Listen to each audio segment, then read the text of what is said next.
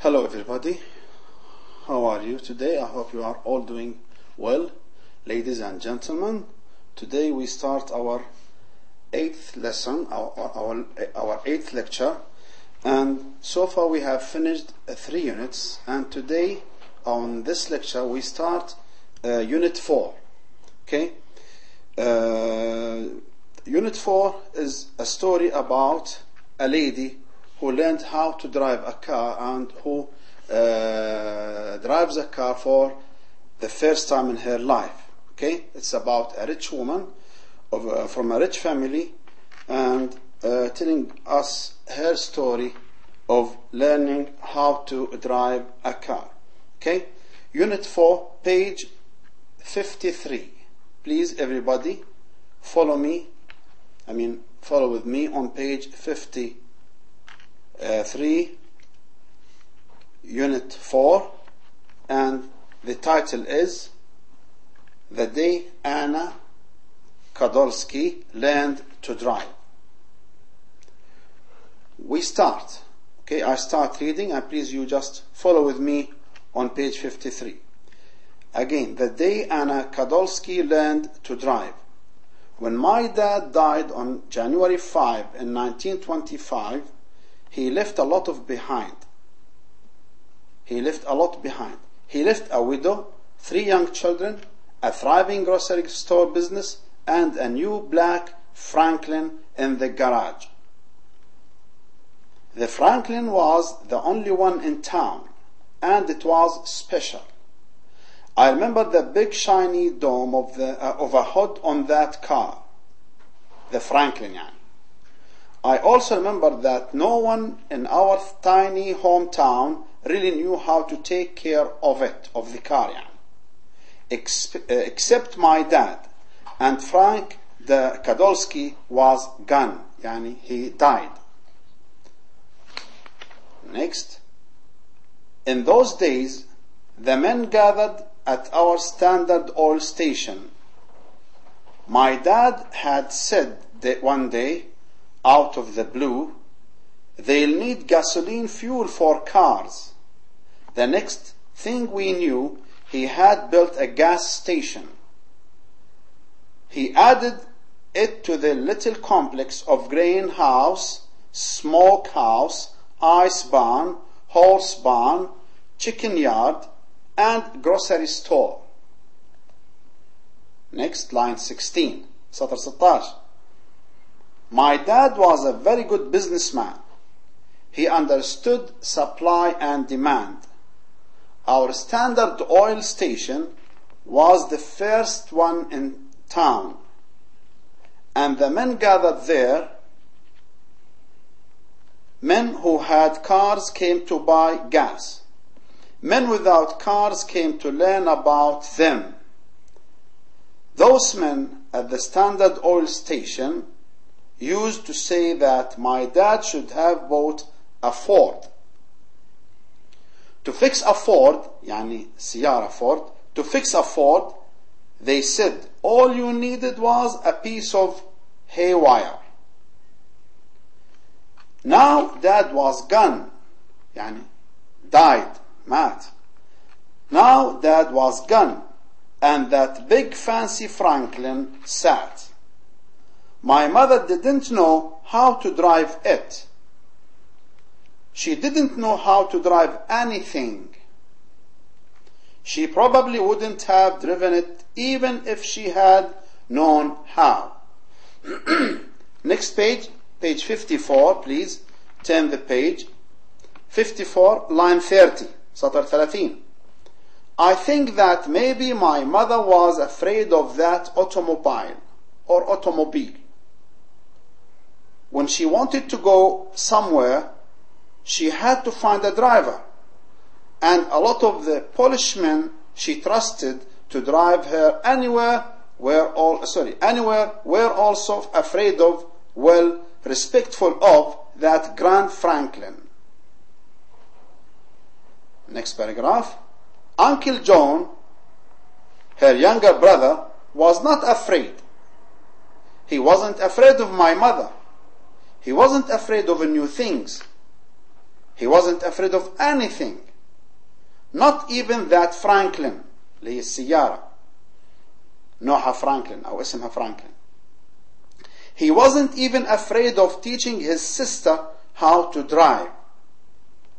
One hot and dry sunny afternoon, Uncle John and Aunt Wanda came to our house in their spotless black Ford.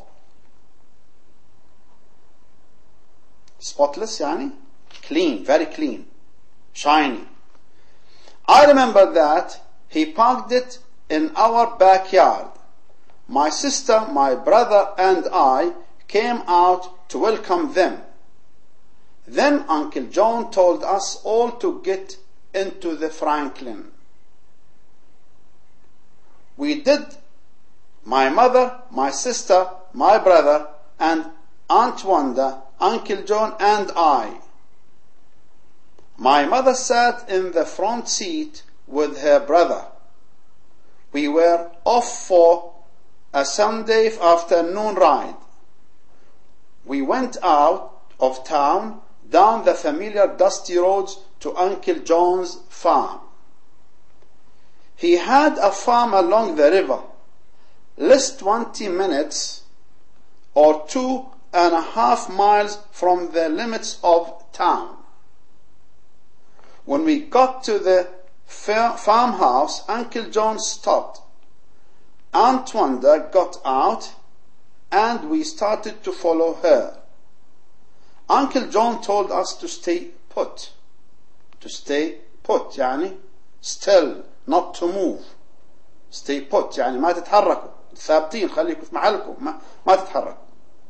Stay put. Then he drove through the farmyard and out into a big field. Next paragraph اللي هو سطر 56. He stopped and got out of the driver's seat. Anna, he said, it's your turn. جاء دورك يعني عشان تسوقي, to drive. Anna, he said, it's your turn. At first she was speechless. Then she refused. She pleaded, she almost cried, but then she laughed. You can't hurt anything by your pride out here, he said. Next page, please. Turn to page 55. Okay, page 55.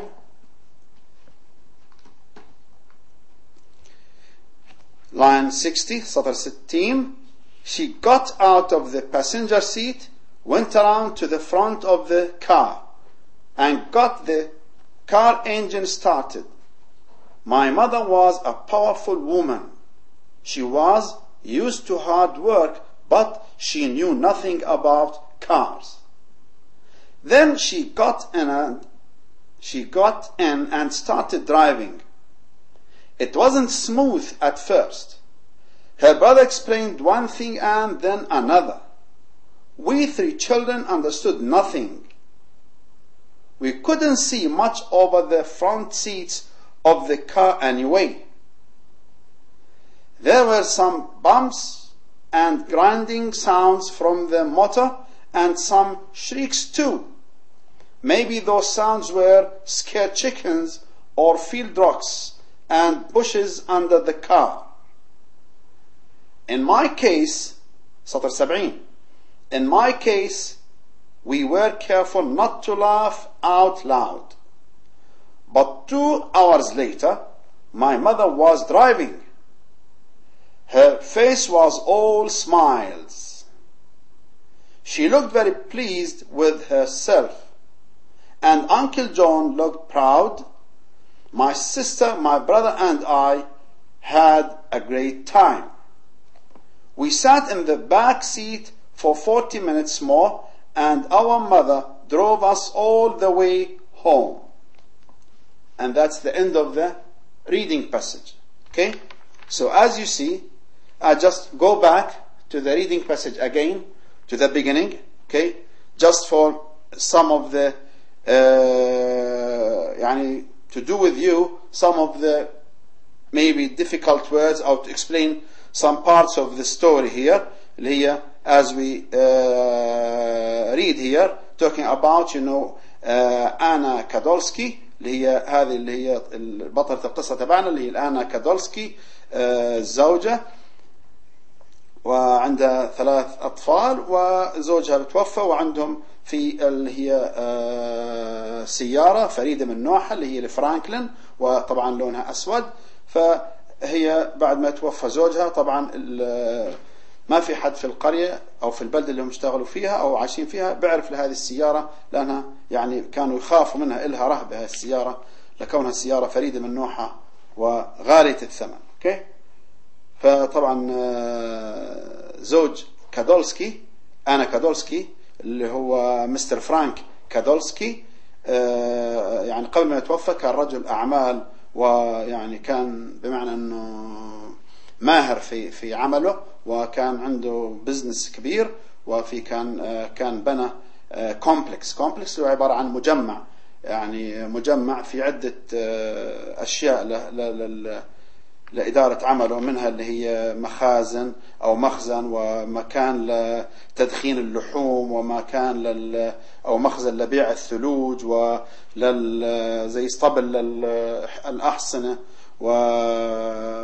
وساحة أو كمان مكان لتربية الدجاج وبرضه كمان كان بقالة. اوكي. فكانت هذا الكومبلكس هذا المجمع لهذا الشخص كان مكان لتجمع الناس في من هذه البلدة. وأضاف إلى هذا المجمع إيش جاس ستيشن لأنه حس إنه في طلب على البترول فكان لابد يعمل يعني يضيف لهذا المجمع محطة بنزين أو محطة بيع وقود. اوكي. فأصبح هذا المكان اللي هو هذا المجمع ومحطة بيع الوقود صارت مكان مركز تجمع لكثير من أهالي هذه البلدة. اوكي. طبعا بتمشي القصة بعد وفاة الأب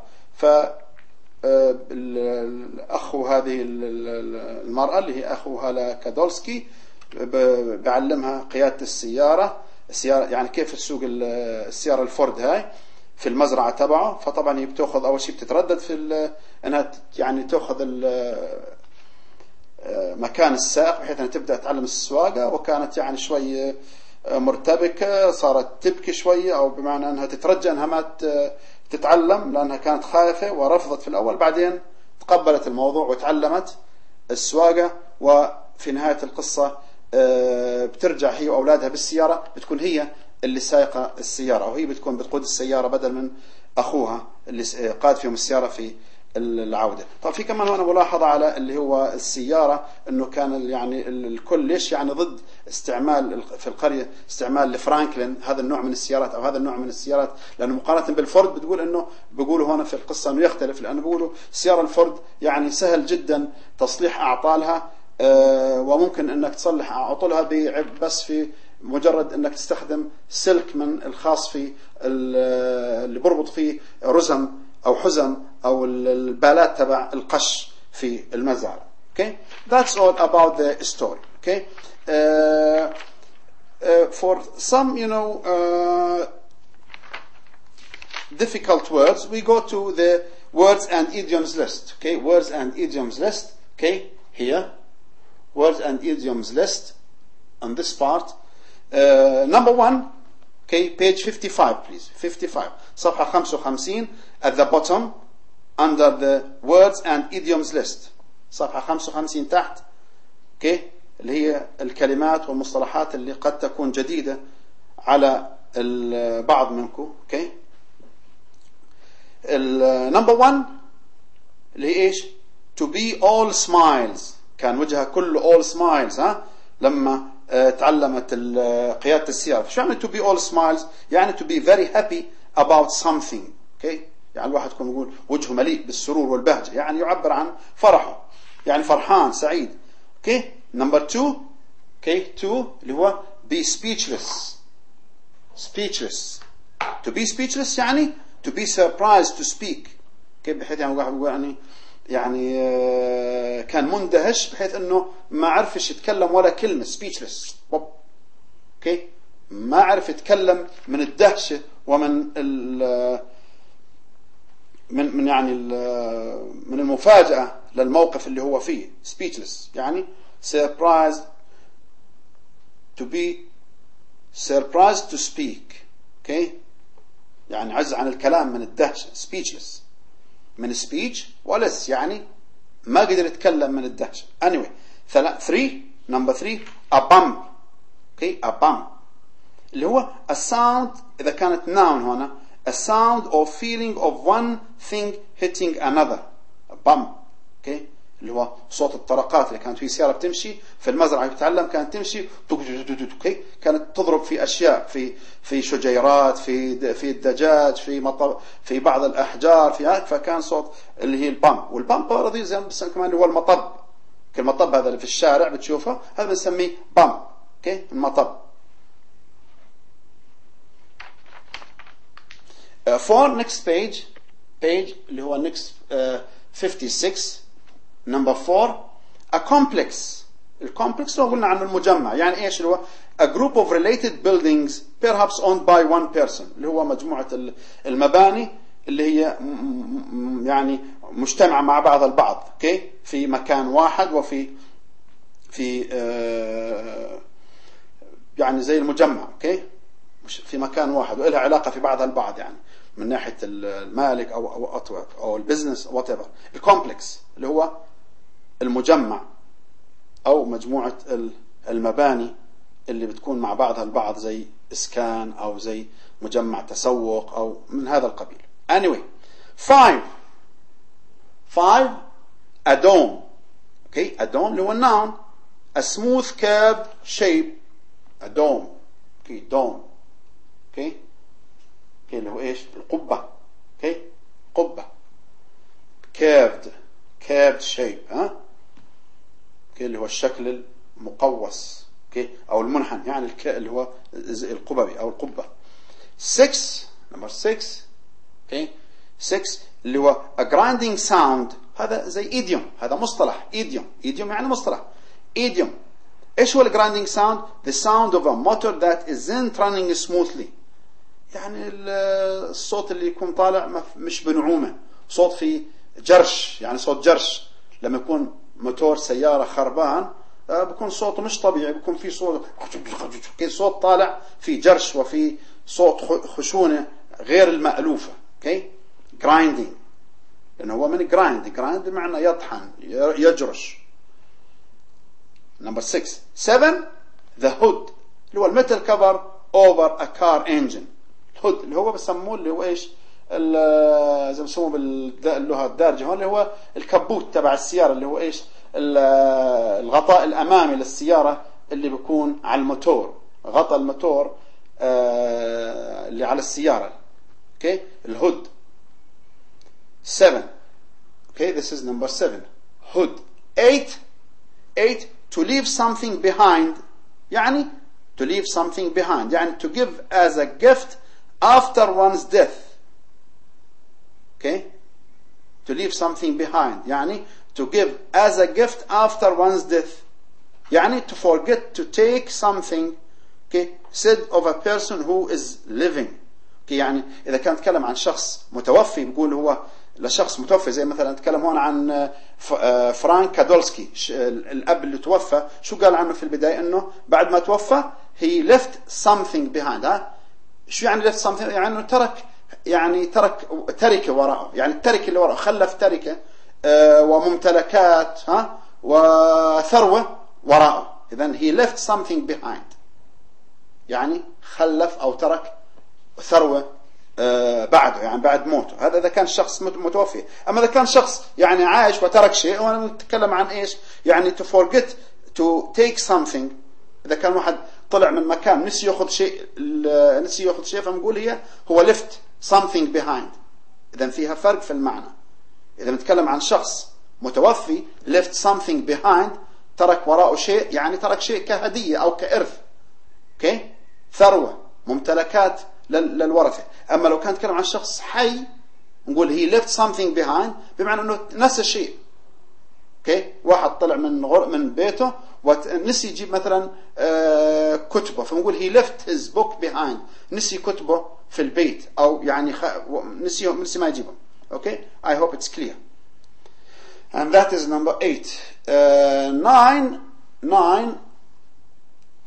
out of the blue.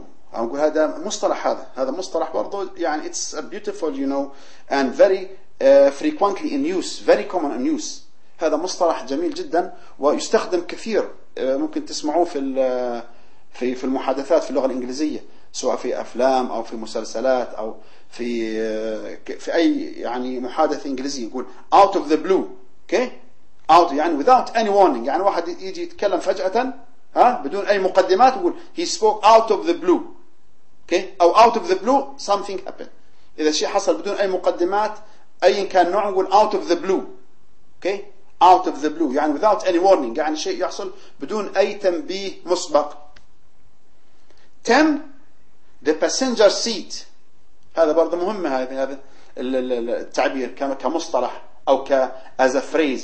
الباسنجر سيت في عنا في السيارة في الكرسي الأمامي، في عنا الدرايفر سيت والباسنجر سيت، المقعد السائق ومقعد اللي جنبه شو بنسميه؟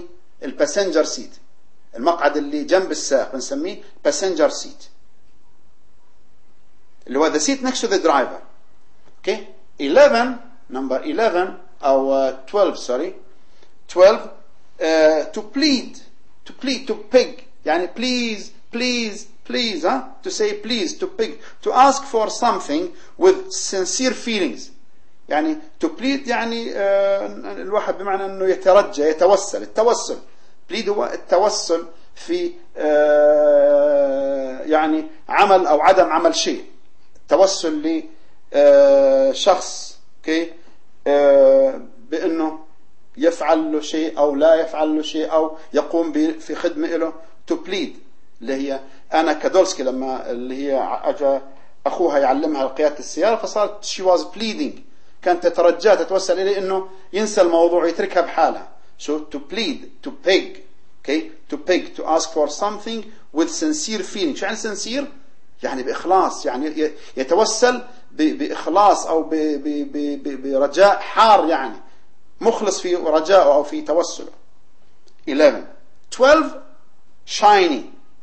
shiny هنا اللي هي صفة كصفة بمعنى ايش؟ bright and smooth. okay, bright and smooth shiny مشع لامع وفي نفس الوقت ناعم.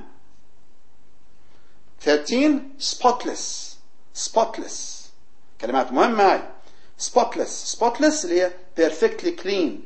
شو يعني spot معنى النقطة أو البقعة. إذا شيء مبقع أو له عليه بقع أو مرقط عليه نقاط أو بقع شو بنسميه؟ spotted. شيء مرقط منقط عليه بقع. okay.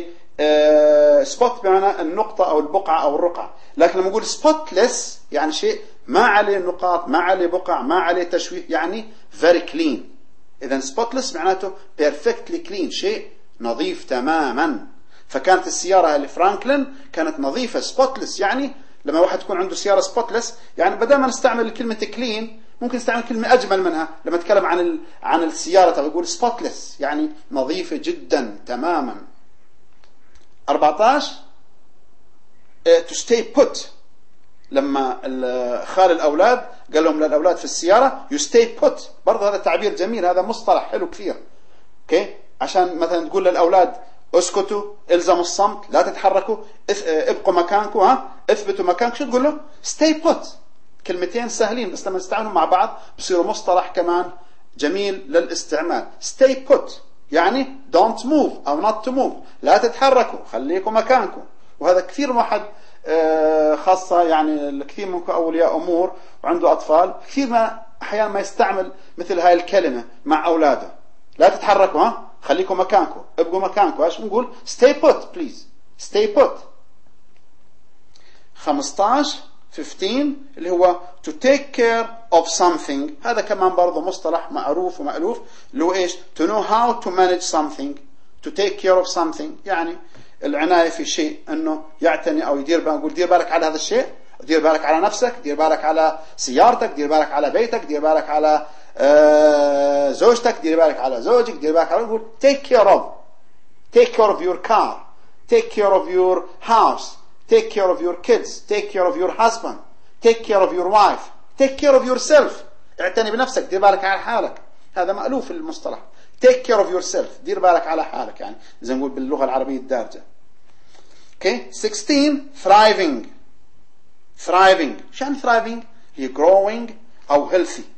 اللي هو الكلام هنا عن البزنس، كان بيتكلم انه فرانك كادولسكي الاب اللي توفى كان ترك خلفه بزنس بيسمى ايش؟ ثرايفنج بزنس، او ترك خلفه بزنس ثرايفنج. يعني كان ترك خلفه شغل وعمل تجاري ناجح، ماله كان نامي ينمو وصحيح متطور يتطور، ومش يعني ما ترك وراء بزنس خربان او تعبان او خسران او لا، ترك وراء ثرايفنج، منتعش، يعني خلينا نقول منتعش ونامي وقاعد بكبر، يعني بحالة جيدة او جيدة جدا او اكثر ممكن.